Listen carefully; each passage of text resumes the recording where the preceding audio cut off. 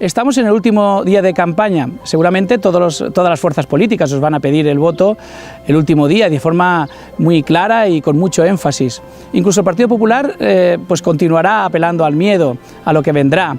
Desde luego, en Compromís per Crevillent nosotros somos valientes y además tenemos ilusión, que creo que es lo que hace falta en estos momentos al municipio de Crevillent. Ilusión, nuevas caras y nuevas gentes. Y además nuevas ideas, que eso es muy importante para dinamizar lo que es nuestro municipio desde el punto de vista social y económico y político, en todos los ámbitos y en todas las vertientes del ser humano. Y por lo tanto nosotros abogamos por nuevas formas de gobernar.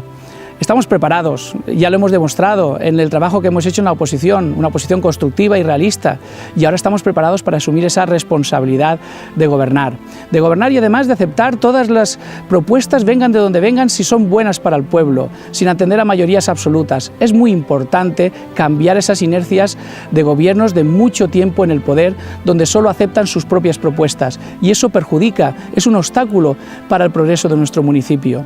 Es el momento, el cambio está en marcha. Yo quiero dirigirme especialmente a los jóvenes para que el próximo 24 de mayo vayan a votar. Sabemos por lo que han pasado, sabemos que muchos de ellos han tenido que emigrar para buscar nuevas oportunidades fuera del pueblo de Crevillent. Entendemos además que los mayores necesitan tranquilidad, necesitan un cambio tranquilo que también les puede ofrecer la candidatura de Compromís per Crevillent.